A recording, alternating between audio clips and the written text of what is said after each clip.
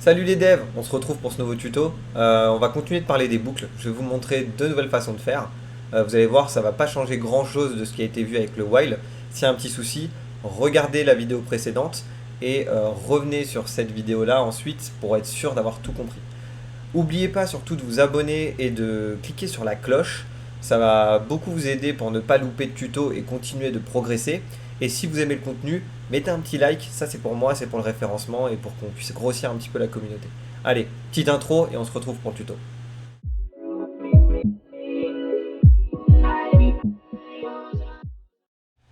On se retrouve pour nos boucles. Donc on a vu le while la dernière fois, il est d'ailleurs ici. Et on va faire une petite variante, mais vraiment très légère, avec exactement le même mot-clé while, la même syntaxe. Donc le while, et toute boucle d'ailleurs, pose un problème, c'est que si votre condition qui est ici est fausse dès le début, vous n'aurez jamais l'exécution de ce code au moins une fois. Exemple, si je fais strictement inférieur à 0, ce sera tout le temps faux. Il dit d'IDE d'ailleurs. Expression is always false.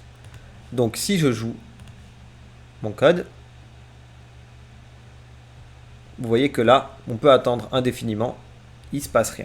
D'accord? Je peux même zoomer, vous voyez, rien du tout. Comment on résout ce problème? Alors, il suffit d'utiliser le mot do en combinaison avec le while.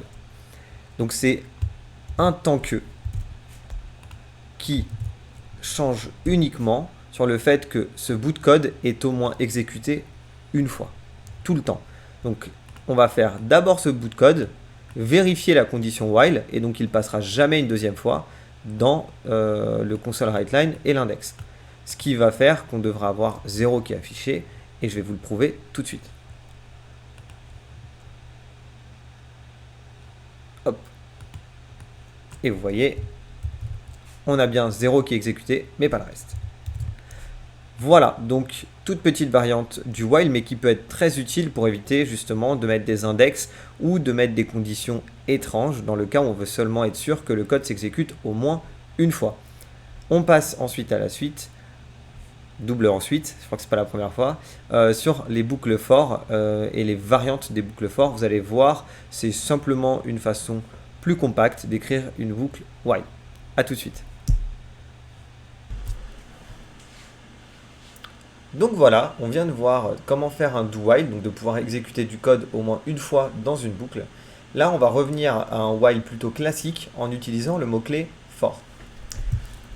Donc si je reviens en arrière et qu'on reprend notre while et qu'on le remet inférieur à 100 000, donc on fait de cette façon-là notre boucle avec notre incrément ici. Alors, avant d'attaquer notre for, je vais vous montrer une autre façon de faire les incréments. Donc là, on fait index est égal à index plus 1. Il faut savoir qu'on peut faire en raccourci plus égal 1. Donc, faire un plus égal 1 revient à faire exactement la même écriture que ça. Et encore mieux, index plus plus va faire exactement la même chose que les exemples précédents. Alors faites attention, vous pourrez parfois voir la syntaxe plus plus index. Il faut savoir que l'ordre sur certains langages peut changer le fonctionnement. Si c'est avant, ça peut incrémenter votre index avant l'utilisation suivante. Donc c'est-à-dire que là, si vous aviez 1, ici le passage à 2, si vous faites une manipulation, ce sera déjà le cas. C'est le cas en C par exemple, je crois qu'en C#, ça n'a aucun impact. Bref, on va revenir à la syntaxe de base. Donc, vous voyez que là, si je relance mon bout de code, on va avoir nos 100 000 qui vont s'afficher comme pour le while. Bien sûr, on revoit la vidéo précédente sur le while pour voir que je ne suis pas en train de mentir.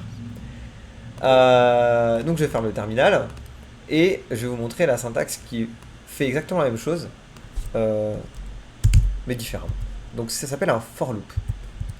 Donc, ici, je vais pouvoir prendre directement mon int index directement dans le for. Ce qui va se passer, c'est que l'index, lui, n'existera que dans le cadre de ces deux accolades, donc de la boucle for.